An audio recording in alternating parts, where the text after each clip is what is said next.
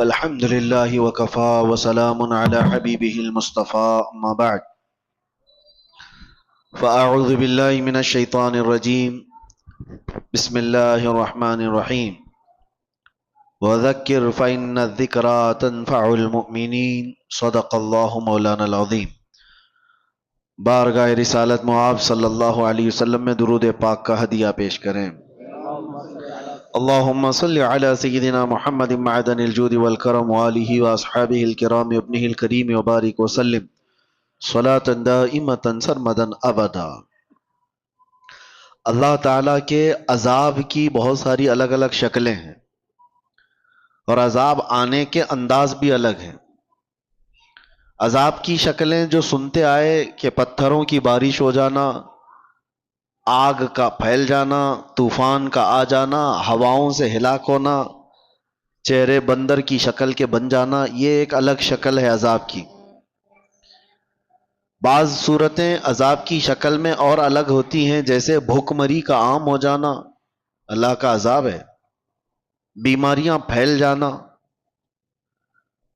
اور اس میں سے ایک الگ شکل یہ ہے کہ برکتوں کو اٹھ جانا، چہروں کی رونق کو ختم کر دیا جانا، روحانیت سلب کر لیا جانا، یہ بھی اللہ کے عذاب کی ایک شکل ہے۔ آنے کے جو انداز ہیں، عذاب دو قسم سے آتا ہے۔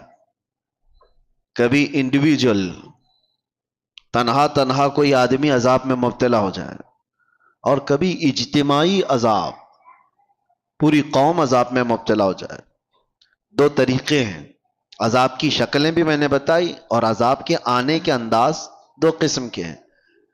مخصوص لوگ عذاب میں مبتلا ہو جائیں یہ بھی ہو سکتا ہے، اور کبھی اجتماعی طور پر بڑی جماعت عذاب میں مبتلا ہو جائے یہ بھی ہو سکتا ہے۔ مخصوص لوگ جو عذاب میں مبتلا ہوتے ہیں ان کے اپنے افعال ہو سکتے ہیں، لیکن اجتماعی عذاب جلدی نہیں آتا۔ اجتماعی عذاب اللہ تبارک و تعالیٰ کا فوراً اس طرح سے نہیں آتا۔ اس کی وجوہات جو بیان کی گئی ہیں کہ اجتماعی عذاب کبھی آتا ہے کسی قوم پر، تو اس کے کارن کیا ہیں، اس کے ریزنز کیا ہیں؟ تین چیزیں بتائی گئی ہیں محدثین نے اور شارحین نے۔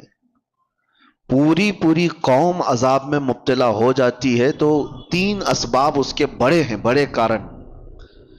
پہلا سبب مستدرک للحاکم حدیث پاک کہ اگر قوم کے اندر سود خوری بڑھ جائے، دوسرا کارن، دوسرا سبب اگر زنا پھیل جائے، تیسرا سبب زکوٰۃ سے لوگ دور بھاگنے لگ جائیں، زکوٰۃ کی ادائیگی میں کوتاہی کریں، تو فرمایا گیا یہ تین اسباب ایسے ہیں جس سے اللہ تعالیٰ کا اجتماعی عذاب قوم پر آتا ہے، اجتماعی عذاب کے وہ لوگ شکار ہو جاتے ہیں۔ یہ تین چیزیں جب کسی قوم میں پھیلتی ہیں تو پوری قوم عذاب میں مبتلا ہو جاتی ہے۔ آج ہم دیکھ رہے ہیں کہ اجتماعی طور پر لوگ اگرچہ پتھروں کا عذاب نہیں دیکھ رہے ہوں گے، آسمان سے آگ برسنے والا عذاب نہیں دیکھ رہے ہوں گے، زمین کے پھٹ جانے اور دھنس جانے کا عذاب نہیں دیکھ رہے ہوں گے، لیکن ایک عذاب تو ہم دیکھ رہے ہیں کہ ہمارے اندر سے روحانیت غائب ہو چکی ہے۔ یہ عذاب تو ہے۔ اجتماعی عذاب کے جو لوگ شکار ہوئے ہیں، یہ ضروری نہیں ہے کہ آگ کے گولے برسیں اور پتھروں کا عذاب آئے، وہ پچھلی قوموں پر ہوتا رہا، لیکن فی زمانہ ہم جو اس عذاب کے شکار ہوتے ہیں اس میں سے جو ہم دیکھ رہے ہیں برکتوں کا اٹھ جانا، چہروں کے رونق کا ختم ہو جانا، روحانیت ہماری سلب کر لی جائے، اور سب سے بڑی بات یہ ہے کہ اللہ کا سب سے بڑا عذاب کیا ہے؟ اللہ کا سب سے بڑا عذاب یہ ہے کہ جیتے جی ایمان کی دولت چھین لی جائے۔ یہ سب سے بڑا عذاب ہے۔ موت تو ایک بار آئے گی، لیکن ایمان کے بغیر مر گیا تو آخرت میں ہمیشہ اسے دوزخ ہے، ہمیشہ کی جہنم میں جائے گا، وہ سب سے بڑا عذاب ہے۔ ڈر اسی بات سے ہے کہ جیتے جی ہماری بدکاریوں کی وجہ سے ایمان کی دولت تو نہ چلی جائے. آج بے حیائیوں کا جو سیلاب آیا ہوا ہے، نظام درہم برہم ہو چکا ہے. میں ان دو وجوہات پر تھوڑی سی گفتگو کروں گا. آج جمعہ میں بھی میں نے آپ سے یہ گفتگو کیا تھا کہ دل میں کانٹے چبھ رہے ہیں، کلیجہ منہ کو آتا ہے جب حالات اپنے محلوں کے اس طرح کو سننے میں آتے ہیں کہ بدکاریاں اتنی بڑھ گئی کہ بھائی اور بہن کی تمیز ختم ہو چکی ہے. ایک باپ اپنی بیٹی سے مسلسل 12 سال تک زنا کرتا رہا. یہ حالات ہم سنتے آ رہے ہیں، تو کیا کلیجہ منہ کو نہیں آتا؟ یہ چیزیں پیدا کہاں سے ہوتی ہیں؟ انسان اس قدر درندگی کا شکار کب بنتا ہے؟ ایسا حیوان کب بنتا ہے؟ مین ریزن کیا ہے؟ انسان کے سود خوری کے سلسلے میں بعد میں عرض کرتا ہوں، لیکن بے حیائی جو ہے، بدکاریاں، آپ نے کبھی محسوس نہیں کیا ہوگا کہ کتا اپنی مادہ کے ساتھ اگر جوڑا کھاتا ہے تو آپ کبھی اس کا رشتہ تھوڑی نہ پوچھتے ہیں کہ یہ بہن کے ساتھ ہے کہ ماں کے ساتھ ہے. ان کے ہاں کوئی نظام نہیں ہے. جب جانور بڑے ہو جاتے ہیں تو ماں اور بچوں کا بھی فرق ختم ہو جاتا ہے. لیکن کیا وہی چیز انسانوں میں آپ برداشت کر پائیں گے؟ اپنے معاشرے میں، اپنے محلوں میں، اپنے گھروں میں، اپنے خاندانوں میں یہ چیز برداشت کر سکتے ہیں؟ عقل سلیم کبھی برداشت نہیں کرے گی. لیکن ہم دیکھ رہے ہیں کہ برداشت کیے جانے کی عادت آ گئی لوگوں کو. یہ سب دیکھ کر کے ہنس کر کے گزر جاتے ہیں. اب تو بڑے بڑے حادثات پر آپ صرف اور صرف ایک سٹیٹس دن بھر لگائیں گے، اس کے بعد ہو گیا. بڑے بڑے حادثات صرف اور صرف ایک دن کی نیوز بن کر کے ختم ہو جاتے ہیں. یہ انسان کی درندگی یہاں تک جو آتی ہے، اس کے کچھ اسباب تو ہمیں ڈھونڈنا چاہیے کہ کیوں اس طرح سے انسان بے حیا ہو گیا. سب سے پہلا ریزن ہے اس کے رزق کا، اس کے کھانے کا. گاڑی میں جیسا پیٹرول ڈالو گے ویسی ہی گاڑی چلے گی. ایک ٹنکی ہے چھت پر رکھی ہوئی ہے، اس پر جیسا پانی آپ فل کرو گے، نیچے جس ٹوٹی کو بھی کھولو گے پانی وہی آئے گا جو ٹنکی میں ہوگا. رزق حلال اگر جسم کے اندر جاتا ہے تو اس کے اعضاء سے حلال کام ہوں گے. حرام رزق کا آج اتنا دورہ ہو گیا ہے کہ لوگوں نے اب احتیاط کرنا بھی چھوڑ دیا.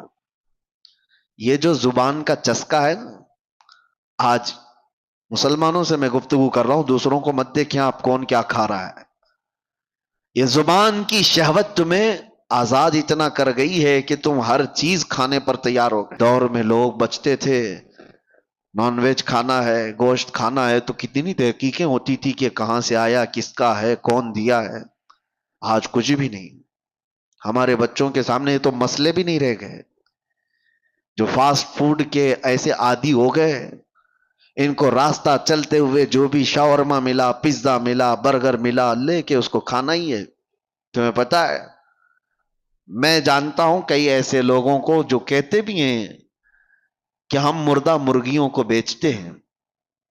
مری ہوئی مرغیاں 10 روپے کلو میں لا کر کے اس کا وہ بنا کر کے بیچتے بھی ہیں کئی ایسے لوگ. اگر دوسری قوموں کے ہاں ذبیحہ کا مسئلہ ہی نہیں ہے تو وہ جو کھائیں ہمیں اس سے فرق نہیں پڑتا، لیکن تمہارے لیے رزق کا بہت فرق پڑتا ہے. حرام رزق کا ایک لقمہ جب کسی کے پیٹ میں جاتا ہے تو میرے عزیزوں کئی دنوں تک اس کی کوئی عبادت آسمانوں تک نہیں جاتی، اس کی دعائیں قبول نہیں ہوتی. موسیٰ علیہ السلام ایک بار کوہ طور پر جا رہے تھے، ایک بندے کو اتنا روتے ہوئے دیکھا، ہاتھ لمبے کر کر کے. اس پر آپ کو ترس آ گیا. آپ کوہ طور پر جا کر اللہ سے اس کی سفارش کرتے ہیں کہ مولا اس کی دعائیں پہلے قبول کر لے. رب تعالیٰ فرماتا ہے موسیٰ وہ مانگتے مانگتے مر جائے، ہاتھ پھیلاتے پھیلاتے آسمانوں تک بھی لائے، تب بھی میں اس کی دعا نہیں قبول کروں گا. موسیٰ علیہ السلام ڈر گئے کہ ایسا کیا گناہ کیا اس نے. تو اللہ تعالیٰ فرماتا ہے کہ اس کے پیٹ میں حرام لقمہ ہے، اس کے جسم پر حرام لباس ہے. جب تک یہ ہوگا اس کا رونا گڑ گڑانا میں نہیں دیکھوں گا. آپ کیا سمجھتے ہیں یہ ہلکا ہے؟ یہ چیز کے کنٹرول ختم ہو گیا ہے، جس کی وجہ سے یہ بے حیائیاں عام ہو گئیں، بدکاریاں پھیل گئیں. لوگ آج تمیز بھول گئے. کئی ایسے نوجوانوں کو دیکھا ہے, ان کو کوئی خوف ہی نہیں رہ گیا, ڈر ہی نہیں رہ گیا. رزق کا بہت بڑا اثر ہے میرے عزیزوں. سب سے پہلے اس پر کنٹرول کرو, اپنے کھانے پینے پر حلال کی طرف توجہ کرو, ورنہ یہ حرام چیز کے متعلق میرے آقا صلی اللہ علیہ وسلم فرماتے ہیں, جو پیٹ حرام لقمہ بھرتا ہے اس کے لیے سب سے زیادہ بہتر ہے کہ جہنم کی آگ ہی اس کے پیٹ میں بھری جائے گی. وہ زیادہ مناسب یہی ہے کہ وہ جہنم کی آگ اس کے پیٹ میں بھری جائے گی. لوگ آج بزنس میں بھی, تجارت میں بھی یہ دیکھنا بھی چھوڑ دیے کہ پیسہ کہاں سے آ رہا ہے. لو دبا لو, ساری چیزیں دبا کر رکھو. کس کا مال کتنا ہڑپ لیا, کس کا حق دبا کر کے رکھ لیے, سب حرام ہے. رزق حرام کے ذریعے. صرف یہ نہیں ہے کہ آپ ذبیحہ دیکھ رہے ہیں, مسلمان نے ذبح کیا ہے وہی گوشت آنا چاہیے. ارے کسی کا دبا کر کے ایک درہم بھی رکھا ہے وہ حرام ہے. دھوکہ دے کر کے کمائی ہوئی چیزیں حرام ہے. امام اعظم ابو حنیفہ رحمۃ اللہ تعالی علیہ کپڑے کے بڑے تاجر تھے. ایک بار ان کی کپڑے کی دکان میں ایک تھان میں عیب والا کپڑا آیا تھا, تھوڑا سا کچھ داغ تھا. خادم سے بتایا تھا کہ بیچنا تو یہ گراہک کو بتا کر کے بیچنا کہ اس میں عیب ہے. امام اعظم ابو حنیفہ چھوٹے موٹے تاجر نہیں تھے, بہت بڑے تاجر تھے. شام کو ان کا خادم آیا. اس دن جانتے ہو تقریباً 4 لاکھ درہم کی تجارت ہوئی تھی. سب سے پہلے آپ نے سوال کیا کیا وہ عیب والا جو کپڑا تھا وہ تھان بک گیا؟ اس خادم نے کہا بک گیا, وہ تو صبح ہی بک گیا. کہا بتایا تھا؟ کہا ارے میں بھول گیا تھا. امام اعظم نے کہا کہ یہ 4 لاکھ پورے کے پورے بانٹ دو, اس میں کا 1 روپیہ بھی میرے لیے حلال نہیں ہے. میرے عزیزو, یہ ائمہ اعظام تھے جنہوں نے شک والی چیز کو بھی اپنے گھر آنے نہیں دیا. شک والی چیز بھی. میں پڑھ رہا تھا اس سے قبل ایک بات, شاید آپ کے سامنے میں نے اس کو شیئر کیا ہے, بیان کیا ہے. بغداد کے ایک بہت بڑے عالم دین تھے, بڑے بڑے علماء کو پڑھایا کرتے تھے. ان کی مجلس لگی ہوئی تھی, بچے باہر کھیل رہے تھے. بچوں کی گیند اڑ کر کے یہ علماء کی محفل میں آ کر گر گئی. سب بچے ڈر گئے. ظاہر سی بات ہے, بچوں میں جو ادب اور تمیز ہوتی ہے نا, اس کا بھی بہت بڑا اثر ہوتا ہے. بڑوں کی مجلس میں جانے سے بچے ڈر گئے. بڑے بڑے علماء بیٹھے ہوئے, کون گیند لے کر کے آئے گا؟ ایک بچہ اس میں کہتا ہے کہ میں لے کر کے آ جاتا ہوں. وہ بغیر خوف کیے ڈرے ہوئے سارے علماء کی گردنوں پر پھلانتے ہوئے ادھر ادھر پیر رکھتے ہوئے مجلس میں آیا اور بڑی بے حرمتی سے وہ گیند لے کر کے چلا گیا. وہ جو علماء کی مجلس تھی وہ چھوٹے عام لوگ نہیں تھے, وہ اولیاء وقت تھے. انہوں نے دیکھا اس بچے کو غور سے. وہ بچہ کوئی اور نہیں, جو استاد پڑھانے کے لیے بیٹھے ہوئے تھے ان کا ہی بیٹا تھا. جو سب سے بڑے عالم دین تھے ان کا بیٹا تھا. سب کی گردنیں جھک گئیں کہ اس بڑے گھر کا بچہ ایسی کیسی حرکت کر سکتا ہے. وہ جو بزرگ تھے وہ سر جھکا لیتے ہیں, کہتے ہیں اس کا قصور نہیں. بات در حقیقت یہ ہے کہ جب ہماری شادی ہوئی اور ہم گھر آئے تو ہم 3 دن سے فاقہ میں تھے, گھر میں کھانے کو کوئی چیز نہیں تھی. میں اور میری بیوی فاقہ کر رہے تھے. تیسرے دن ہمارے پڑوس سے ایک بھنے ہوئے گوشت کی تھالی آئی, بہت عمدہ غذا ہمارے پاس تحفے میں آئی. بھوک اتنی لگی تھی کہ ہم نے پوچھا بھی نہیں وہ کہاں سے آیا, کیا کھا لیا. پیٹ بھر کر ہم دونوں نے کھا لیا. اور اس کے بعد پھر ہم نے ملاقات کی. اس رات اس کا حمل ٹھہرا اور اسی سے یہ بچہ پیدا ہوا. اور وہ بزرگ کہتے ہیں مجھے یہ لگتا ہے کہ وہ مشکوک کھانا تھا, یہ بھی نہیں پکا کہ حرام تھا, شک تھا. پتہ نہیں حلال ہے بھی کہ نہیں, میں نے پوچھا نہیں تھا, کھا لیا. اور مجھے لگتا ہے اس کھانے کا, اس رزق کا اثر ہے کہ بچہ میرا بے ادب پیدا ہوا. نسلوں پر بھی اس کا فرق پڑتا ہے. وہ اولاد جو آج بہن اور ماں میں فرق نہیں محسوس کر پا رہی ہے, تو آپ سوچو کہ کہیں یہ حلال ہے کہ نہیں ہے. یہ بچے حلال طریقے سے پیدا ہوئے ہیں کہ نہیں پیدا ہوئے. جو حلال نسل ہوتی ہے اس کے اندر ادب و تمیز لحاظ ہوا کرتا ہے. بچوں کو پہلے ایسی پرکھا جاتا تھا, خاندان کون سا ہے یہ بھی بچوں کے اخلاق و آداب سے سمجھ میں آتا تھا، بچوں کے بولنے کے انداز سے سمجھ میں آتا تھا کہ خاندانی ہے یا نہیں ہے۔ آج وہ ساری چیزیں ختم ہو گئی، سارے کے سارے ویسے ہی ہیں۔ بات کرو تو گالی کے لہجے سے بات کرو، چھوٹے چھوٹے سے بچوں کو سنا ہے کہ ماں بہنوں کی گالیاں دیتے ہیں۔ یہ کہاں سے ان کے اندر یہ چیزیں آئیں؟ ماں باپ سے میں کہتا ہوں آپ بھی اپنے رزق کا تھوڑا احتساب کرو، جائزہ لو کہ حلال طریقے سے کھا کر بچے پیدا کیے یا پھر اسی طرح حرام رزق پر۔ اور اگر حرام رزق سے ہی یہ نسل آئی ہے تو ہمارے لیے بڑا چیلنج ہے، بہت بڑا چیلنج ہے۔ یہاں جہاں سے ان برائیوں کی شروعات ہو رہی ہے وہاں جا کر کے ہمیں اصلاح کی ضرورت ہے۔ اس لیے میں یہ گفتگو کر رہا ہوں۔ بگڑے ہوئے ماحول کو ہم نصیحتوں سے سنبھال تو سکتے ہیں تھوڑی دیر کے لیے، لیکن جہاں سے لیکیج ہے وہاں تو روکنے کی ضرورت ہے۔ کہاں سے یہ لیکیج ہے؟ کہاں سے یہ چیزیں چل رہی ہیں؟ رزق سب سے پہلے جسم کے اندر بے حیائی پیدا کرنے والی سب سے بڑی چیز اس کا رزق ہے۔ زبان جو لذتوں کی شکار ہے یہ شہوت ہے، کبھی اس کو آپ سیراب نہیں کر سکتے۔ زبان جب کسی کی آزاد ہو جائے کھانے پینے میں تو سمجھ لو کہ اس کا شرمگاہ پر بھی کنٹرول ختم ہو جاتا ہے، اس کی اپنے شرمگاہ پر بھی اس کی حفاظت نہیں ہو پاتی۔ سب سے پہلے اپنے رزق پر کنٹرول رکھو، یہاں سے سارے معاملات بگڑتے ہیں۔ اور دوسری چیز بے حیائی کا سیلاب جو آیا، ایک تو رزق ہے، دوسرا مسئلہ ہے کہ زنا کے قریب لے جانے والے اسباب کیا ہیں۔ بندہ جو ہے، ایک فطری سی بات ہے کہ ہر مرد کو عورت کی طرف کھچاؤ رکھا گیا ہے، پیدائشی ہے۔ عورت کو مرد کی طرف کھچاؤ رکھا گیا ہے، پیدائشی ہے، فطرت ہے، سب انسانوں میں یہ چیز موجود ہے۔ لیکن اس فطرت سے بھی بڑھ کر کے آدمی کب آتا ہے؟ اپنی ماں سے اگر کوئی بدکاری کر لے، بہن سے کر لے، بیٹی سے کر لے، تو یہ فطرت سے بھی بڑھ کر کے آدمی نے کر لیا، انسانیت بھی بھلا دیا۔ یہ کب ہوتا ہے؟ جب زنا کو آدمی ہلکے میں محسوس کرنے لگ جائے کہ یہ کوئی چیز ہی نہیں ہے، کامن ہے، تو پھر اس کے سامنے ماں بیٹی بہن بھی کوئی چیز ہی نہیں رہتی، سب چیزیں کامن ہو جاتی ہیں، نارمل ہو جاتی ہیں۔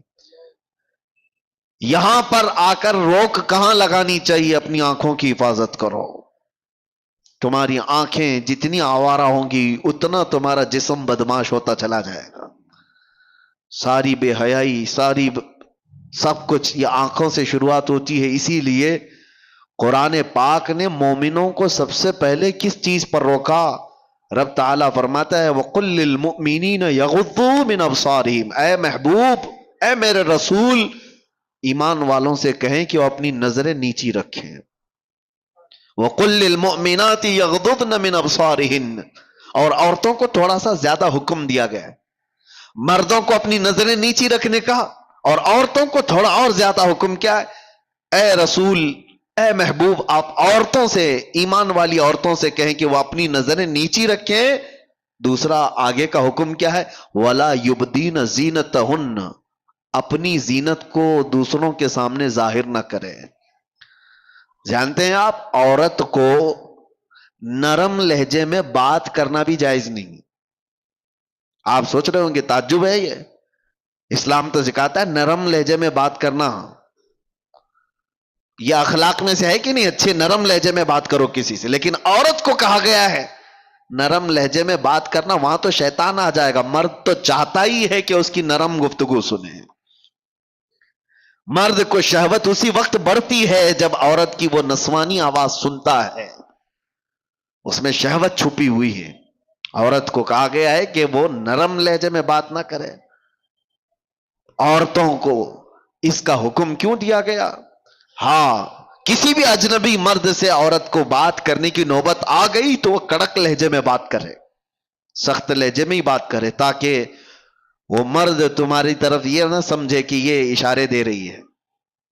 نرم بات کرتے ہوئے مردوں کو تو یہی گمان ہونے لگ جاتا ہے کہ یہ مجھے راستہ دے رہی ہے، اشارہ دے رہی ہے۔ کڑک لہجے میں عورت بات کرے تاکہ اس کے وہم و گمان میں بھی بات نہ آئے۔ عورتوں کو یہ حکم دیا گیا کہ وہ اپنی زینت کا اظہار نہ کرے۔ زینت کا اظہار کس کو کہتے ہیں؟ یہ تو آج بولنا ہی مشکل ہو گیا ہے۔ اللہ کے نبی صلی اللہ تعالی علیہ وسلم نے ارشاد فرمایا اپنے صحابہ سے کہ ایک وقت ایسا آئے گا تم دیکھو گے عورتیں کپڑا پہن کر کے بھی ننگی ہوا کریں گی، پہن کر کے بھی ننگی ہوا کریں گی۔ حضور پاک صلی اللہ علیہ وسلم نے فرمایا ان پر اللہ کی لعنت اور سارے فرشتوں کی لعنت۔ میرے آقا فرماتے ہیں وہ کون سی عورتیں ہیں؟ تنگ و تاریک لباس پہننے والی، چست لباس پہننے والی، چپکا ہوا بدن سے جس سے اس کے سارے اعضاء ظاہر ہوتے ہوں ایسا لباس پہننے والی۔ ان کے تو برقعے ہی کیسے ہو گئے؟ اب وہ تو زینت کے لیے ہو گئے۔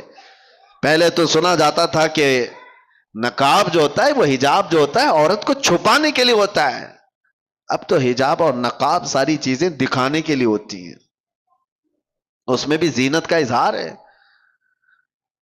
حکم یہ تھا کہ باہر سے اگر کسی کی نظر پڑ جائے تو مرد یہ پہچاننے سے عاجز ہو جائے کہ یہ جوان عورت ہے کہ بوڑھی عورت ہے، اسے یہ پہچاننے کی تمیز بھی نہ رہے، اس طرح سے وہ عورت کو حجاب کا حکم تھا۔ لیکن عورتیں آج کپڑا پہن کے بھی ننگی ہیں، یہ زنا کے عام ہونے کے اسباب ہیں۔ جب اس طرح کی حرکتیں ہوں گی تو گھر محفوظ نہیں رہیں گے، کسی کے گھر محفوظ نہیں رہیں گے۔ نوجوانوں سے ہم تاکید تو کر سکتے ہیں کہ بیٹا آپ اپنی نظریں نیچی رکھو، اپنی حیا کا قتل مت کرو۔ ہم آپ سے یہ کہہ تو سکتے ہیں کہ آپ اپنے آپ کو کنٹرول میں رکھو، لیکن ان عورتوں کا کیا جو خود ہی ننگی باہر آ جائیں؟ ایک نوجوان کہاں تک اپنے آپ کو سنبھالے گا، کہاں تک برداشت کرے گا؟ کیا اس میں ان عورتوں نے بڑا کردار نہیں ادا کیا ہے کہ بے حیائی کو پھیلانے میں، بچوں کے اخلاق کو بگاڑنے میں ان عورتوں کا کردار نہیں ہے؟ بہت بڑا کردار ہے۔ ہم دنیا بھر کی عورتوں کو کچھ کہنے جائیں تو ہمیں اب ٹون مارا جائے گا کہ عورتوں کے حقوق کا قاتل ہے، یہ عورتوں کی آزادی کے خلاف ہے یہ مولانا لوگ۔ دیکھو پورے جھنڈ کے جھنڈ حملہ کرنے لگ جاتی ہیں عورتیں، کوئی ایک بھی اگر ان کے لباس پر بات کرے تو ان کو ایسا لگتا ہے کہ سب کے سب حملہ آور ہو جائیں گی۔ عورتوں پر ہی بولتے ہو، مردوں کو نہیں بولتے۔ اسلام وہ ہے جو پہلے مردوں کی آنکھوں پہ پابندی لگایا ہے، لیکن اس کا مطلب یہ نہیں ہے کہ سارے مرد اپنی آنکھیں نیچے رکھ کر کے ہی جائیں گے اور آپ اپنا جسم کھلا رکھ کر کے ہی کہو۔ تو ان عورتوں سے میں کہتا ہوں جن کو ہمارے جملے برے لگتے ہیں، میاں قانون بھی ہے، پولیس بھی ہے، ڈپارٹمنٹ بھی ہے، سب کچھ تو ہے گورنمنٹ کے اندر، حکومت کے اندر، تو پھر اپنا سونا چاندی تجوری میں کیوں رکھتے ہو؟ چوکھٹ پہ رکھا کرو۔ پولیس تو ہے نا، حفاظت کے لیے گورنمنٹ تو موجود ہے، لاؤ اپنی جویلری پوری باہر دروازے کے باہر رکھ کر کے آرام سے سو۔ آپ کو لگے گا نہیں پولیس تو ہے، 24 گھنٹے تھوڑی نا میرے مال کو دیکھ رہی۔ یہی ہم آپ سے کہنا چاہتے ہیں، نوجوان اپنی آنکھیں نیچی تو کر لیں گے لیکن 24 گھنٹے نہیں کر سکتے۔ تم اپنی حفاظت تو کرو، تم اپنے جسموں کی حفاظت کرو۔ اور جس طرح سے یہ عورتوں کو برا لگتا ہے، میں ان سے یہی کہتا ہوں تمہارے جسموں کو ہم حفاظت کے لیے کہہ رہے ہیں، یہ نہیں کہ کوئی یہ پابندی ہے، یہ کوئی قید ہے۔ کس نے کہا کہ تم کو قید کرنا ہے؟ اگر عورتوں کو قید میں رکھنا ہوتا تو ہماری آدھی شریعت ام المومنین عائشہ صدیقہ سے نہیں چل رہی ہوتی۔ سیدتنا عائشہ صدیقہ رضی اللہ تعالیٰ عنہا کے بیان کردہ حدیثوں سے آدھی شریعت ہے ہماری۔ آپ کو کیا لگتا ہے عورتوں کو قید کیا گیا ہے؟ عورتوں کو قید نہیں، عورتوں کو ان کے مقام پر رکھا جا رہا ہے جس کی وہ حقدار ہیں۔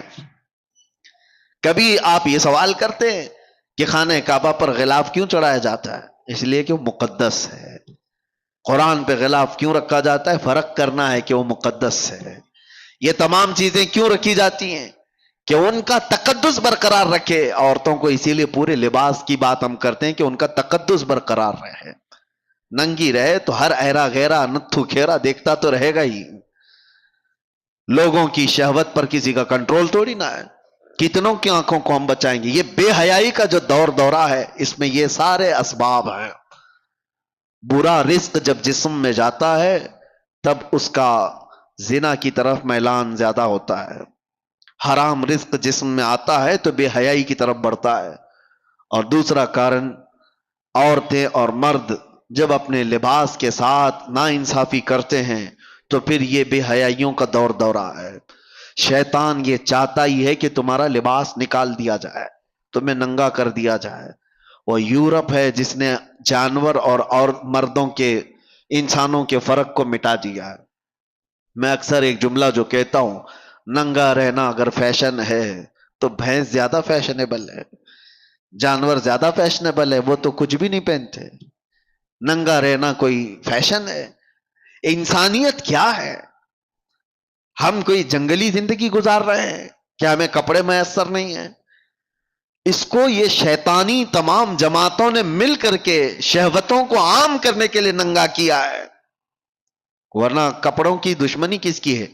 ارے بڑے بڑے برانڈ کے کپڑے تو تم ہی لوگ بناتے ہو اور پھر ننگا بھی رکھنا چاہتے ہو. کمپنیاں بند کر دو، کپڑے ہی مت بناؤ. جو کپڑے بنتے ہیں تو اس بات کا تصور میں آپ کو لانا چاہتا ہوں، کس کے لیے بنتے ہیں؟ جانوروں کے لیے. حیرت ہوتی ہے، میں کبھی کبھار یہ بھی چیز محسوس کرتا ہوں، محفلوں میں، شادیوں میں، باراتوں میں، وہ کرسیاں زیادہ پردے میں رہتی ہیں عورتوں سے ہیں. اور کرسیوں کو شامیانے والے موجود ہیں، اوپر سے نیچے تک چھپائے ہوتے ہیں، پتہ بھی نہیں چلتا اندر لال کرسی ہے کہ پیلی کرسی ہے، کپڑا اڑا دیا ہے. بے جان کرسی کو اتنا پردے میں رکھا ہے اور جان والی عورت کو پوری طرح سے زینت بنا کر لوگوں کے سامنے رکھا ہے. ان خواتین سے میں کہتا ہوں، تمہیں آج کوئی روکنے والا نہیں ہے، کوئی قانون ایسا نہیں ہے کہ تمہیں پابند کرایا جائے. صرف ایک قانون ہے، وہ اللہ رب العزت کا خوف. تمہیں قیامت کے دن اٹھایا جائے گا. میرے آقا صلی اللہ تعالی علیہ وسلم نے فرمایا، معراج کی شب میں نے جہنم میں اکثر عورتوں کو دیکھا ہے. ان کے عذابات کا بھی ذکر فرمایا. ان میں سے ایک عذاب کا ذکر میرے آقا نے فرمایا کہ عورتوں کو بالوں سے باندھ کر کے سزا دی جا رہی تھی اور ان کے بالوں میں پیپ اور خون بھرا ہوا تھا اور فرشتے ان کو دردناک اذیتیں دے رہے تھے، عذاب میں مبتلا کر رکھے ہوئے تھے. پوچھا گیا کون سی عورتیں؟ کہا گیا کہ یہ اپنی زینت کا اظہار عوام کے سامنے کرتی تھی، یہ بے حیا باہر آیا کرتی تھی. تمہیں اسلام نے جو عزت و وقار دیا ہے اس عزت و وقار کے ساتھ رہو، ورنہ معاشرہ بہت خراب ہوتا جا رہا ہے. اب یہاں مردوں کی ذمہ داری ہے، اپنی بیٹیوں کو پردہ سکھاؤ. ننگی لا کر کے بازاروں میں گھمانے کو پوش نہیں کہا جاتا. بے حیا آدمی ہے وہ جو اپنی بیٹیوں اور اپنی عورتوں اور اپنی بہنوں کے پردے کے سلسلے میں آزاد خیالی کا اظہار کرتا ہے. نہیں، ہمارے یہاں تو یہ سب نہیں چلتا ہے، نہیں چلتا ہے.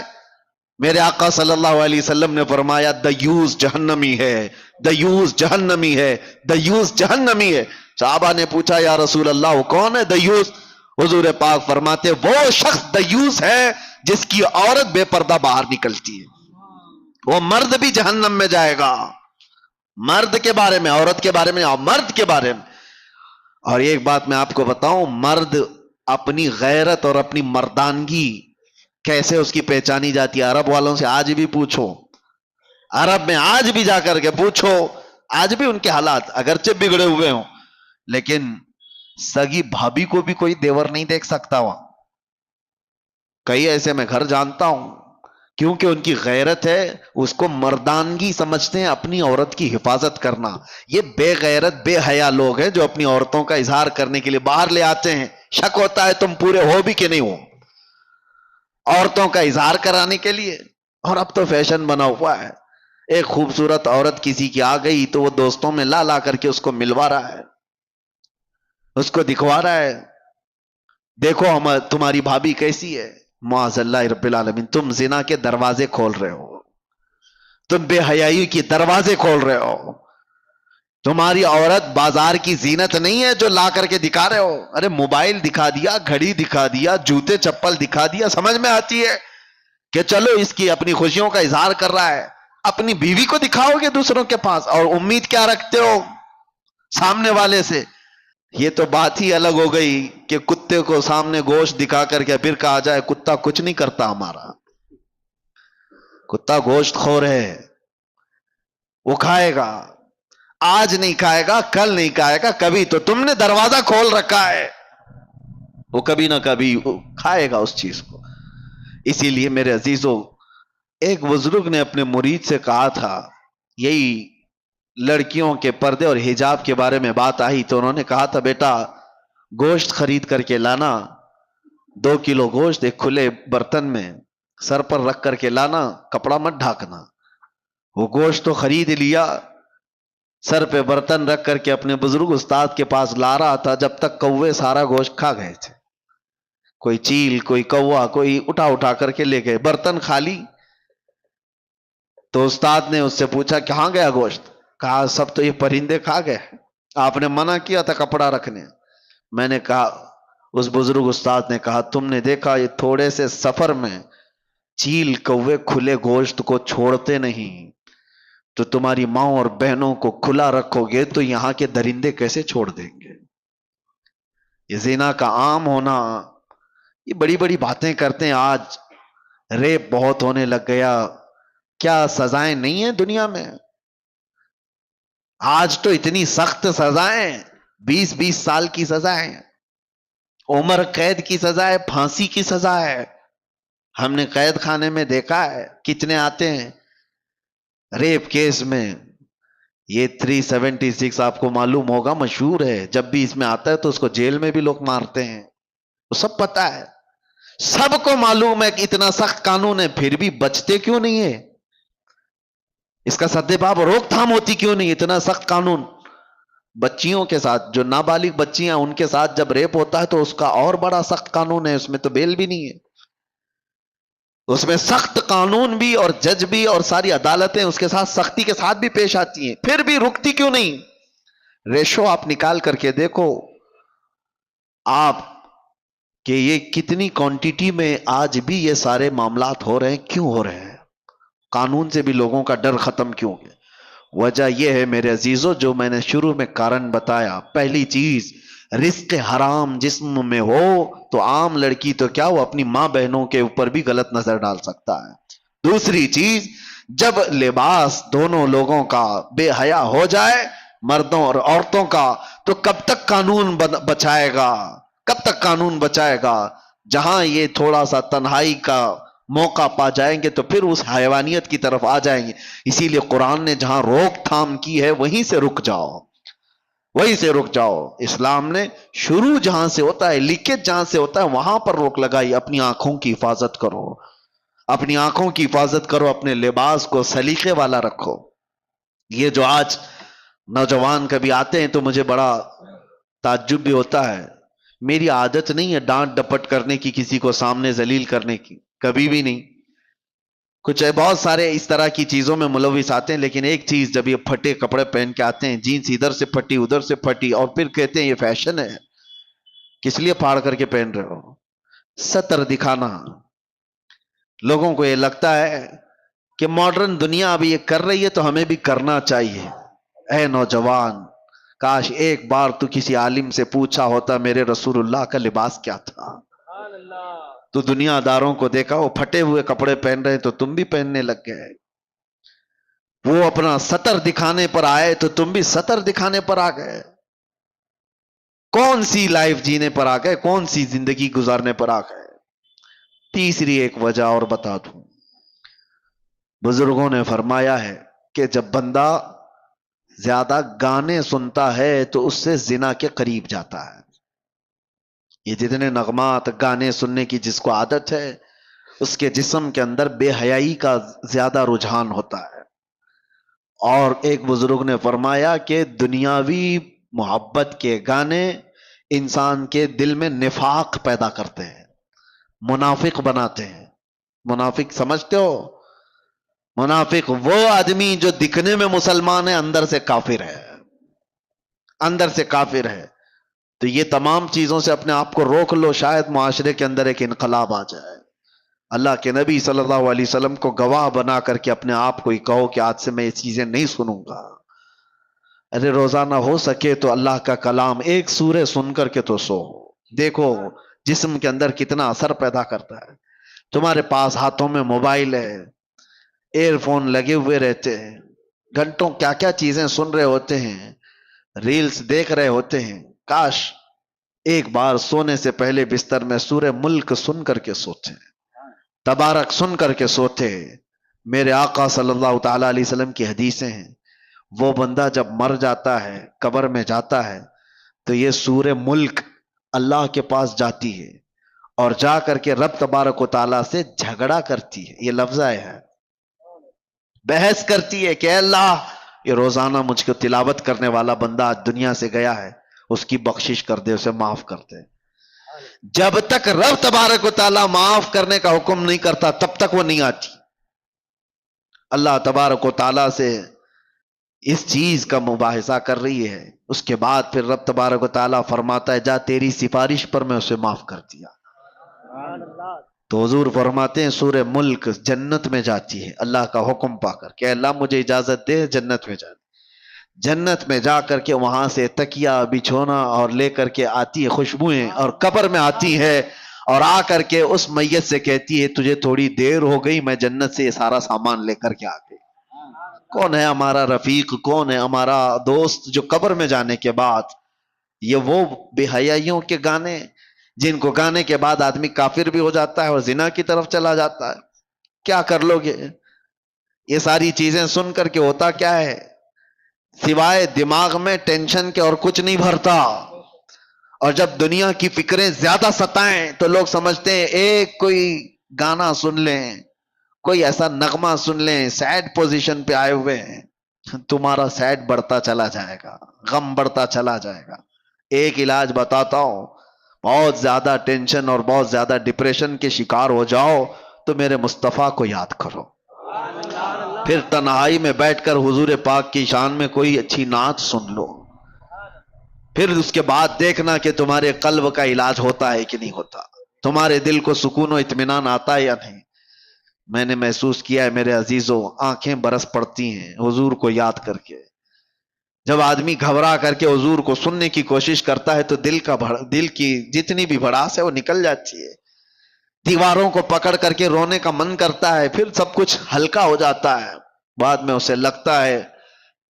اسی کو اعلیٰ حضرت نے کیا فرمایا تھا، ان کے نثار کوئی کیسے ہی رنج میں ہو، جب یاد آ گئے ہیں سب غم بھلا دیے، ان کی مہک نے دل کے غنچے کھلا دیے ہیں، جس راہ چل دیے ہیں کوچے بسا دیے ہیں۔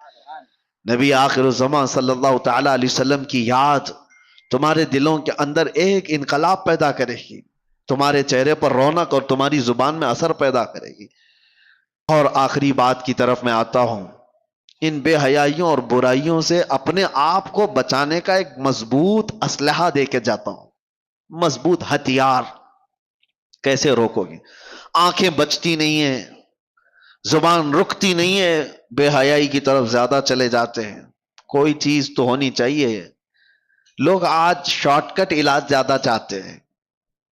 ہاں، کئی لوگوں نے مجھ سے یہ کہا کہ آپ پہلے کافی موٹے تازے دکھتے تھے، ابھی دبلے اتنے کیسے ہو گئے؟ وہ میاں بہت محنت کیا ہے، ایسا نہیں ہے کہ کچھ کسی سزا کی وجہ سے جسم گل گیا ہے۔ دن میں 8 کلومیٹر چلتا تھا، محنت کیا۔ اب کسی کو بتایا کہ جسم کی چربی پگھلانے کے لیے محنت کرنی پڑتی ہے، نہیں، ان کو کوئک علاج چاہیے، اور وہ ڈھونڈ رہے ہیں، اور بیوقوف ڈاکٹروں کے ہاتھوں میں جا کر کے اپنے آپ کو برباد بھی کرتے ہیں۔ کوئی ڈاکٹر کہا صبح سے شام تک 5 کلو کم ہو جائے گا، چلا گیا اس کے پاس بھی۔ یہ جو فطرت ہے نا، کوئک علاج چاہیے، نہیں میرے عزیزو، دنیا میں کوئی بھی اتنی آسانی سے چیز نہیں ملتی، اور جو مل جاتی ہے پھر وہ ڈپلیکیٹ ہو سکتی ہے۔ ہاں، ایک ہی چیز ہے کوئک علاج، وہ صرف اور صرف رب العالمین کا سجدہ ہے، بہت تیزی سے جو اثر لاتا ہے۔ اس کے علاوہ آپ دنیا میں کسی بھی چیز کو بغیر محنت کے حاصل نہیں کر پاؤ گے۔ میں جو بات عرض کر رہا ہوں، کوئی ہتھیار، کوئی اسلحہ ایسا جو ان بے حیائیوں پر کنٹرول کرنا مجھے سکھا دے۔ تھوڑی محنت تو ضروری ہے، تھوڑی محنت تو آپ کو ضروری ہے، لیکن ایک ایسا ہتھیار میں دے کر کے جاتا ہوں، دیکھنا آپ خود عمل کر کے۔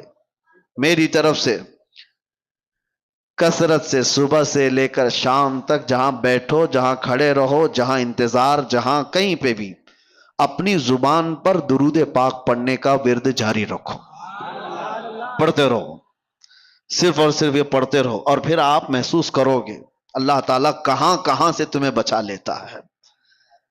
یہ میرا چیلنج ہے آپ کو، میں کہتا ہوں اگر آپ کی غیر توجہی کی وجہ سے، آپ کی معلومات کے بغیر آپ کے سامنے حرام رزق آ بھی گیا، آپ کو پتہ ہی نہیں، تمہارے ہاتھوں میں کپ کپی پیدا ہو جائے گی، تمہارے منہ میں متلی آنے لگ جائے گی، تم کھا نہیں پاؤ گے۔ یہ اللہ کا نظام ہے، اللہ تعالیٰ غیب سے تمہاری حفاظت کر دے گا، اس لیے کہ وہ غیرت مند خدا ہے، غیرت مند رسول ہے۔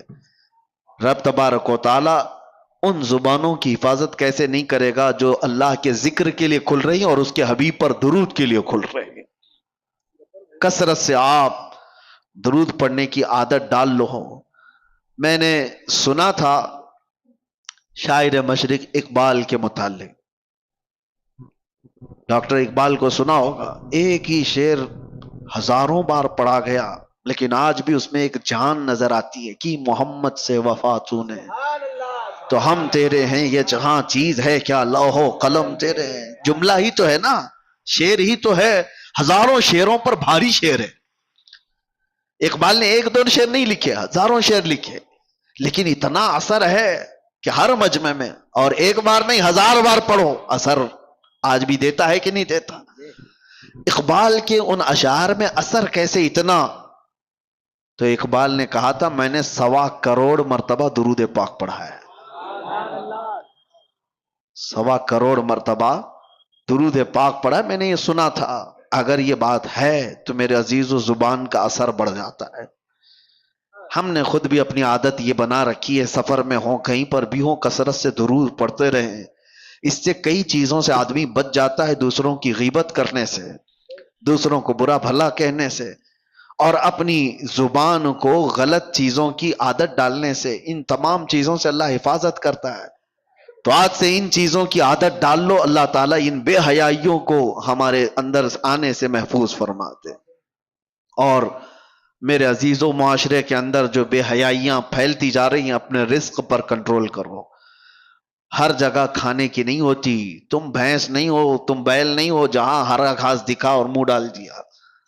ہر چیز تمہارے کھانے کے لیے نہیں ہے۔ اپنے اندر حلال اور حرام کی تمیز ہمیشہ رکھو۔ ایک لقمہ بھی اگر جاتا ہے تو تمہاری نسلوں پر بھی اثر کرتا ہے، نسلوں پر بھی اور تمہارے اعمال پر بھی۔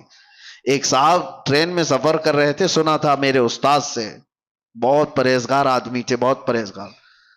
سفر کرنے کے وقت ظاہر سی بات ہے بہت سارے لوگوں سے ملاقات ہو جاتی، ایک بڑا مالدار آدمی بھی اس پہ سفر کر رہا تھا۔ اتفاق سے ایسا ہوا کہ وہ اتر گیا اور وہ اپنا سوٹکیس چھوڑ گیا، اس کو یاد ہی نہیں تھا۔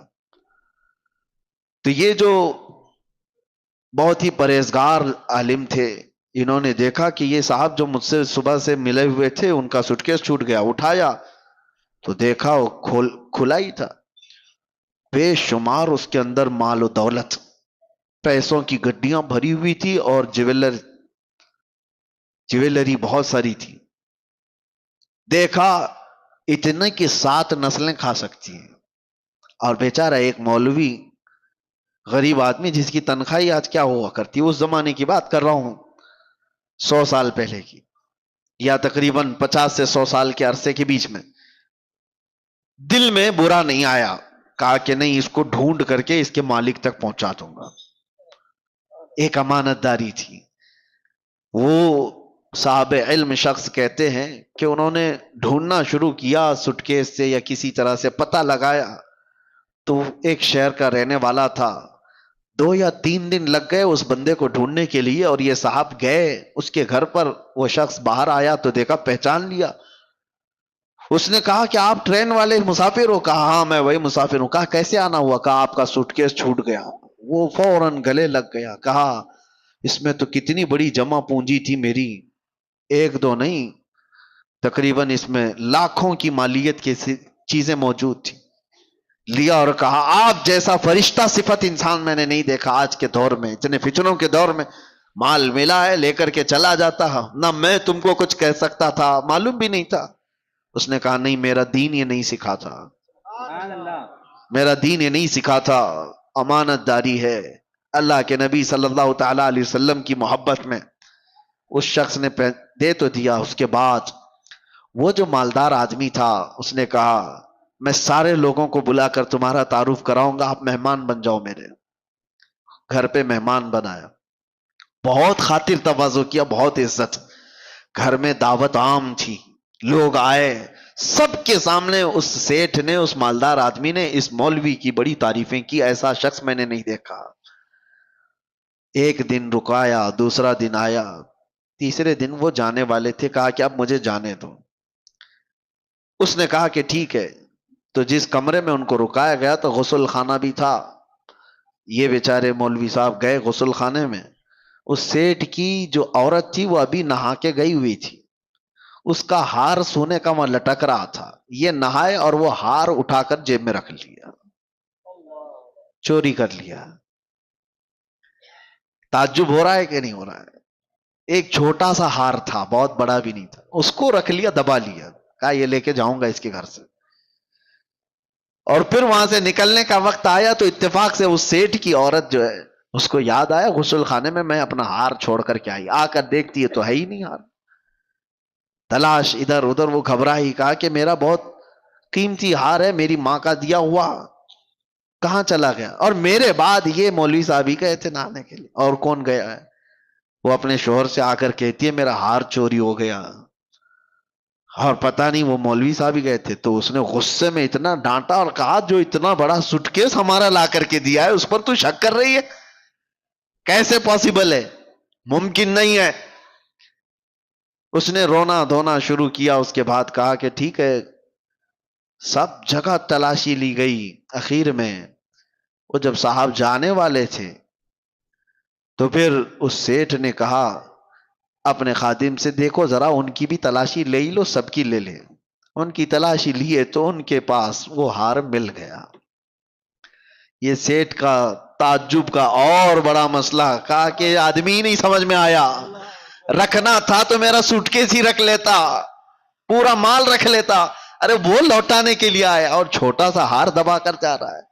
وہ رونے لگ گئے. وہ صاحب علم شخص تھے, کہا کہ پتہ نہیں کیسے مجھ سے یہ ہو گیا, کیسے ہو گیا مجھے اندازہ نہیں, لیکن یہ جو میری اب بے عزتی ہو گئی. اس کے بعد اس سے سیٹھ سے انہوں نے جو جملہ کہا وہی میرے بیان کرنے کا مقصد. وہ کہتے ہیں بات در حقیقت یہ ہے جب تک میں تیرا سوٹ کیس لا کر کے دیا تھا اس وقت تک میں حلال کھاتا تھا, اور 2 دن تیرے گھر میں جو مہمان نوازی ہوئی, یہاں جو کھایا, اس رزق کا اثر ہے کہ میں تیرا ہار چرا لیا. یہ تیرے گھر کے کھانے کا اثر ہے. میرے عزیزوں بہت جلدی انسان کے اندر حالات بدل جاتے ہیں. اپنے رزق پر کنٹرول کرو. اور یہ لقمے جب جاتے ہیں تو بے حیائی بھی پیدا کرتے ہیں, اور گھروں کی برکتیں بھی اور نسلیں بھی خراب کرتی ہیں. اللہ تبارک و تعالیٰ کہنے سننے سے زیادہ عمل کی توفیق عطا فرمائے. رب العالمین ہم سب کو بے حیائیوں اور برائیوں سے بچنے کی توفیق عطا فرمائے.